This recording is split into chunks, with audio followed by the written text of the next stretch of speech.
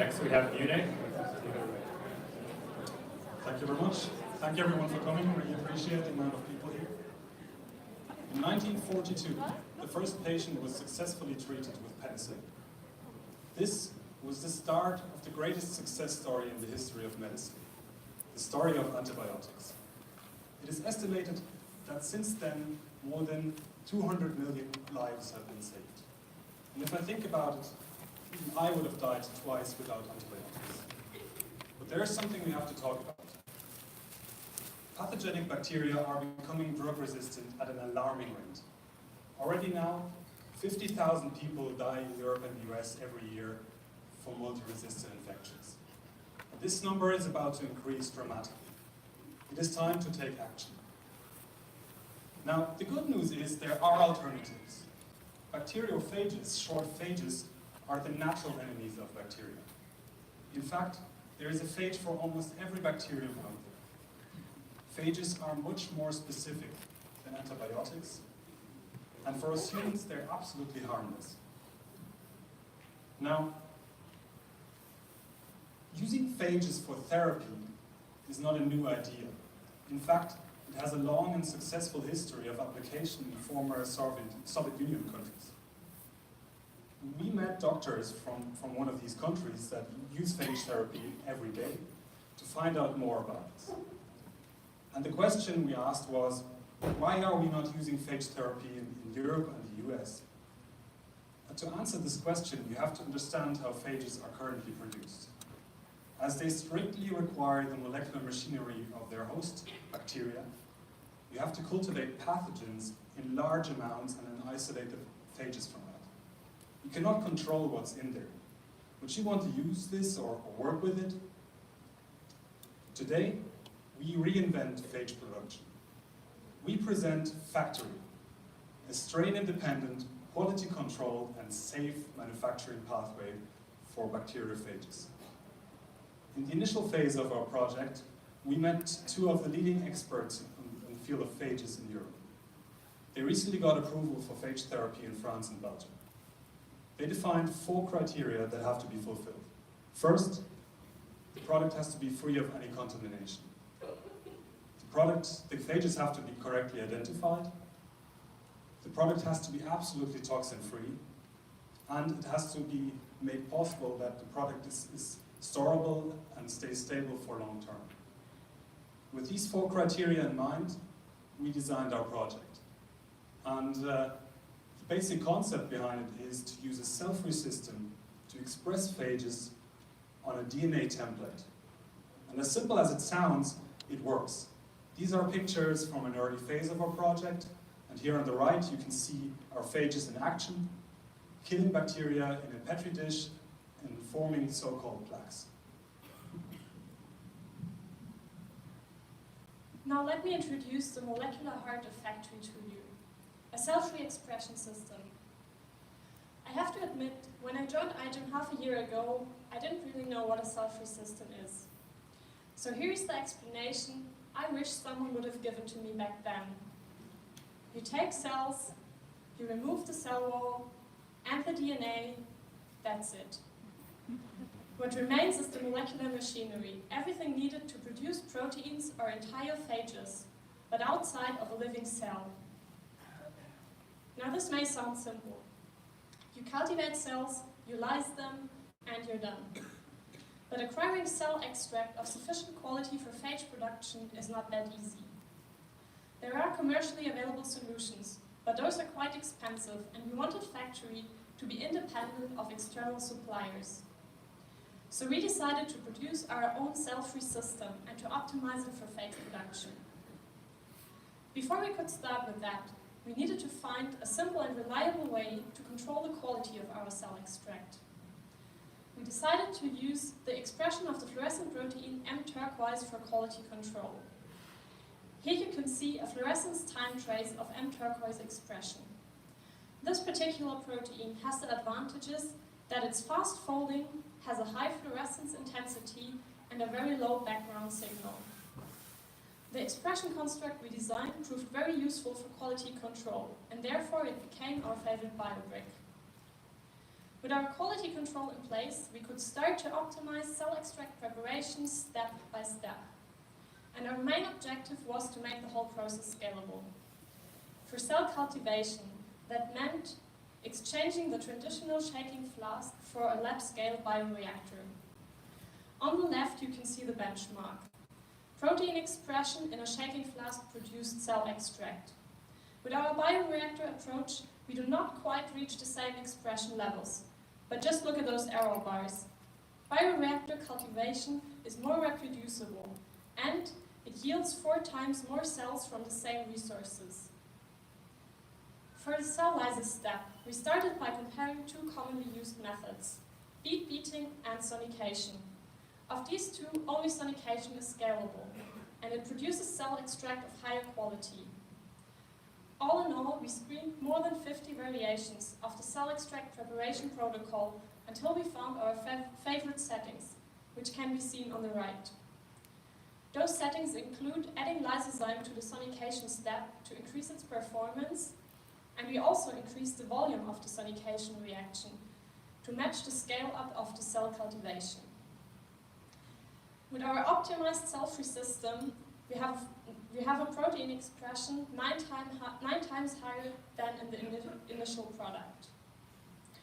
So we put our optimized system to the test and tried phage assembly. And it works. In fact, in our homemade cell extract, we are able to produce phage titers comparable to those achieved in a commercial system. With these results, we made an appointment at a local hospital. We met an expert in bacterial infections and antimicrobial resistance, and we discussed our project with him. He told us that in order to provide life-saving treatment without delay, factory should be suitable for on-site production. So we went back to the lab, and we thought about how to implement this suggestion. And we decided to lyophilize our cell-free system. This process, also called freeze drying, makes it possible to store the cell extract at room temperature. And the lyophilized cell extract still produces phages at medically relevant concentrations.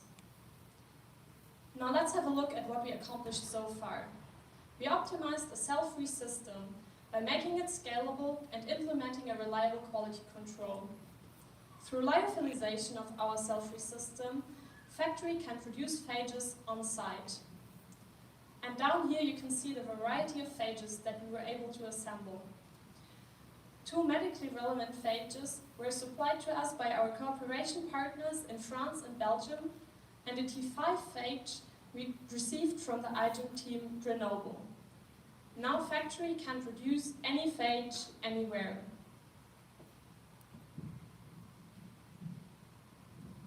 Now, let's have a look at the second component of our equation, DNA.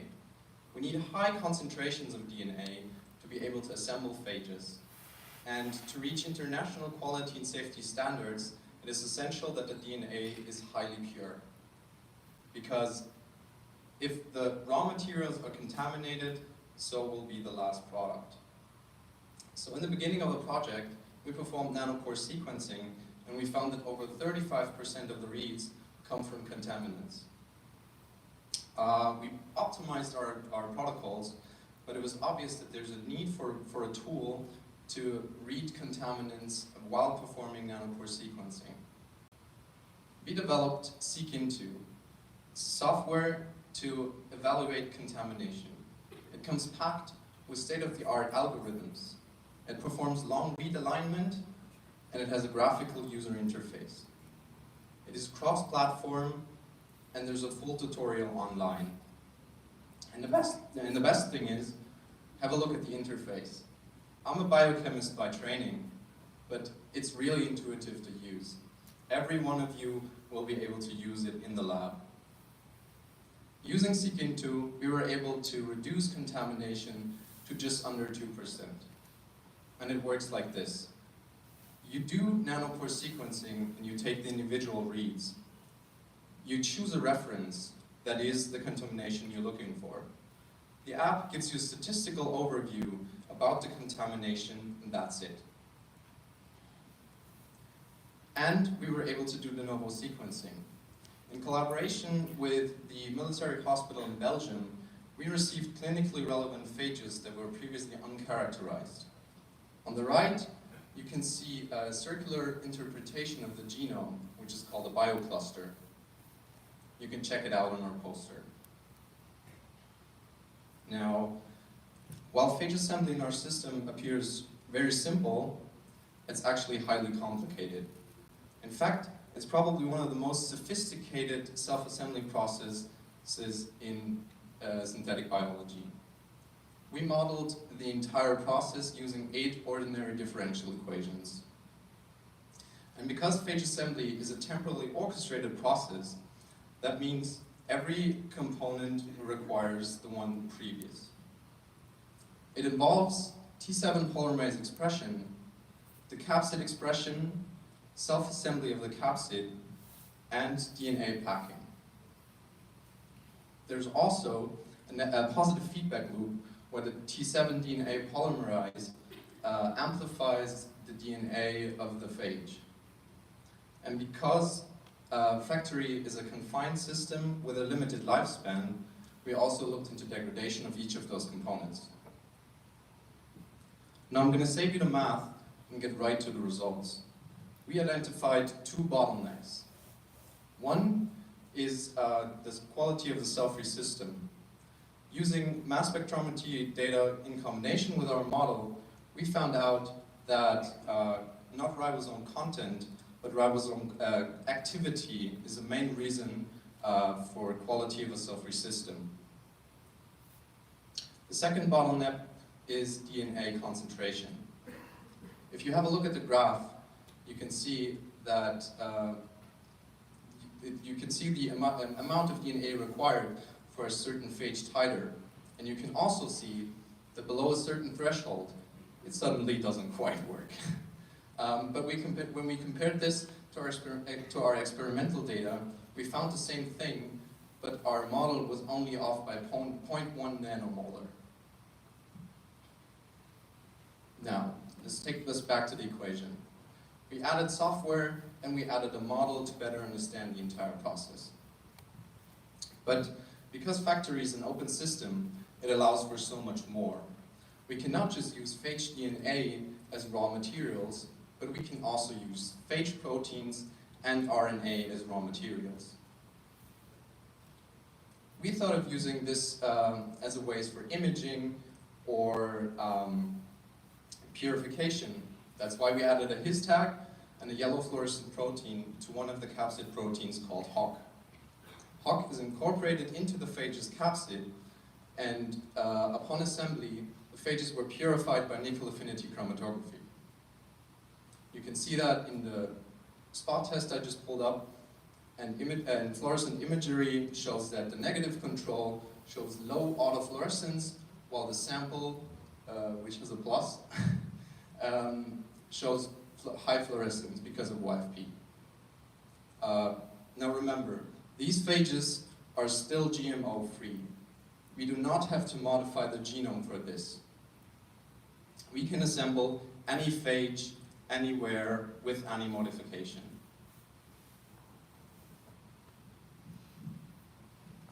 So let's go back to the safety criteria we wanted to fulfill. First, we have fully sequenced and therefore completely identified our phages. Then, we have also reduced contamination by improving our DNA purification protocols with the help of our software tool SecInto.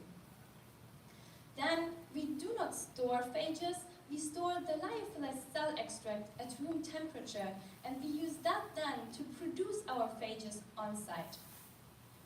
But then we looked into the endotoxins and we got an unpleasant surprise. Our endotoxin level was almost equally high as a solution with lysed bacteria. That does not fit our safety criteria, and you cannot possibly treat a patient with that. So we have to find a solution. What we did is we looked into the biosynthesis pathway of lipid A, which is the most immunogenic endotoxin. And we found out that the toxicity of lipid A is dependent on this one protein that's called MSBB. So we created an E. coli strain where this gene is deleted. We made cell extract out of it, and we were blown away. We saw an almost 50-fold reduction of endotoxins. With that, we can also check the last of our safety and quality criteria, and now Factory is ready for therapy. And to demonstrate the clinical relevance of Factory, we produce phages that are specific for a deadly pathogen, the enterohemorrhagic E. coli, short EHEC. In 2011, EHEC killed more than 50 people in Germany. Now, EHEC is a bacteria that infects the intestine. That means our phages have to pass through the stomach to reach there.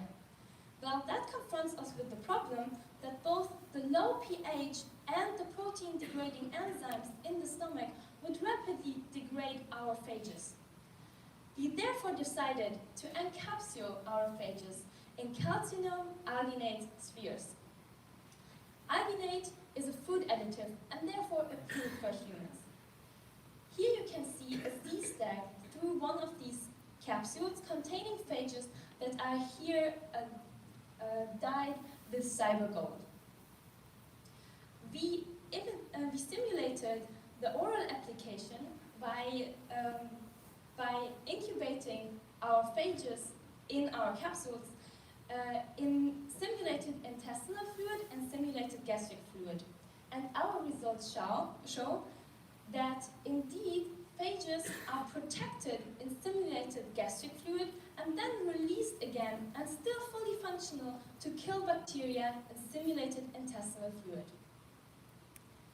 And this is the hardware that we built to create these capsules. It is our encapsulator.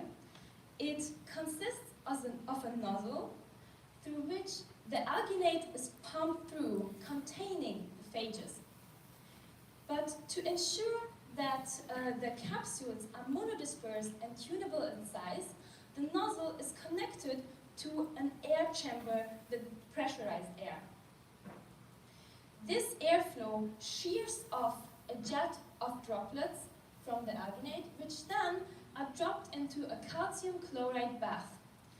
There the droplets quickly polymerize and become solid and ready for therapy. So take a closer look into the hardware part.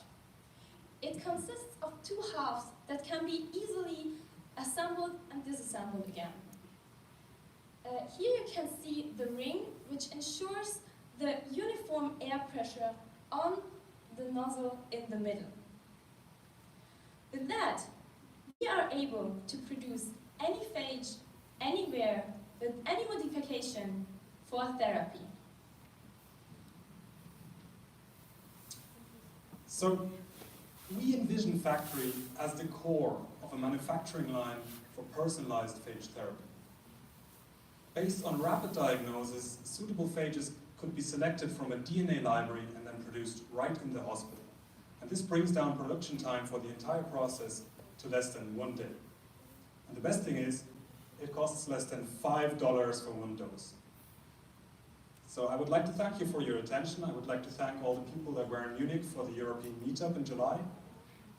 If you've missed it, we uploaded the great talks that were given there to YouTube, so check them out. We believe science lives from two things, sharing and teaching, and in this respect I would like to emphasize our education engagement activities, and here on the right, our microfluidic bacterial soccer oracle. Should see this. And I would like to thank our host labs, our collaborators, and the people that inspired us throughout the project design, and of course our sponsors, without whom this project would not have been possible. We're now happy to take any questions that you may have. Thank you very much.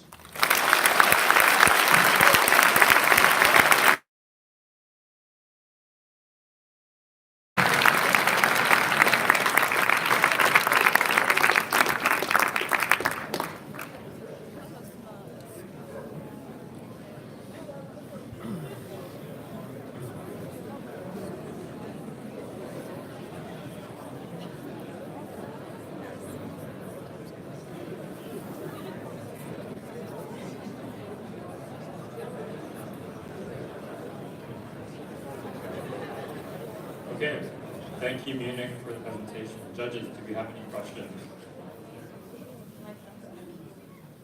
Hi team, congratulations. Excellent presentation.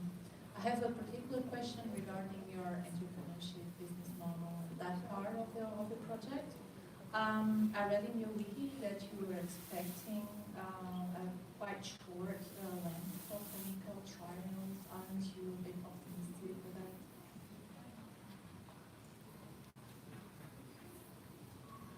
So we have collaboration partners who are also focusing on this, so we are not working alone in this field.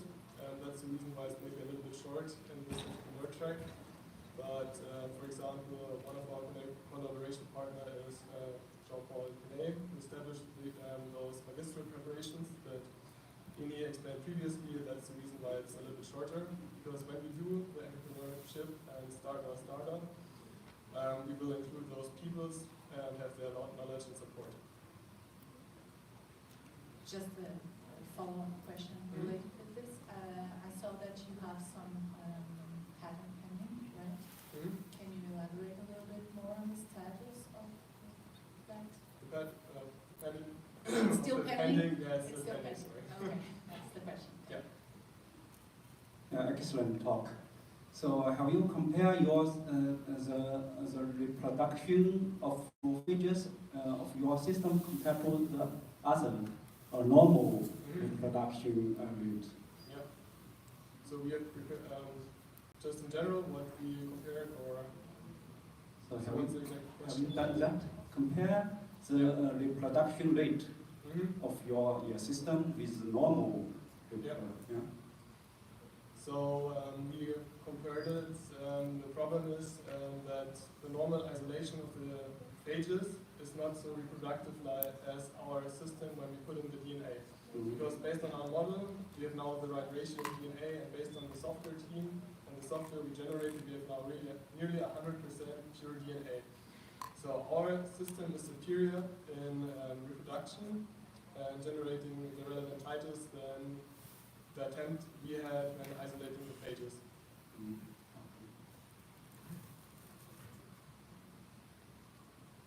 So this is probably, okay, so you have a slide on quality control in your talk, and it was really funny for me to see arbitrary units, especially in iGEM, where we were talking about standardizing all unit measurements. It might be just a plot you have on the thing, but I found that it was kind of funny, ironic, because you were really talking about quality control and you had arbitrary units on the fluorescence. So do you have all these things categorized at some absolute units, or is everything just relative? So the thing is, we use turquoise for quality control, and mostly used is GFP. And for GFP, it's very easy to calculate absolute units. For turquoise, we had to do that ourselves. And until we were done with that, so until we could do the calibration, we had already done quite a lot of our measurements. So that's why we still use the relative units. But all the measurements we did to compare things to each other were done in one measurement, like in the same measurement, in the same plate reader, to have it comparable to each other. I guess the point I'm trying to get at is, since you use one set of equipment, that's fine. But when you're talking about a company and you're talking about quality control, you don't assume those things. And this is just a point so that you keep in mind for your future things, and hopefully this won't become a problem in your future work. Another question I have is the encapsulator you have. Have you guys considered using a microfluidic device? Because droplet generation microfluidic has better monodispersity. Yes, we have considered it, and the main reason why we didn't do microfluidics was the volume we wanted to produce. So our droplets are around 600 micrometers in diameter, which is quite large for microfluidic systems, and the high throughput of our solution is superior to microfluidic chains. But do you get the same monodispersity? No, not quite, I have to admit that. But the whole point of microfluidics is so that you can stack like a million of those microfluidics one beside the other and Yes, but get your high we throughput. also wanted to focus on top of the shelf component, so you have only to use our 3D printed device, a dispensing tip, and a syringe with a syringe pump to produce these droplets.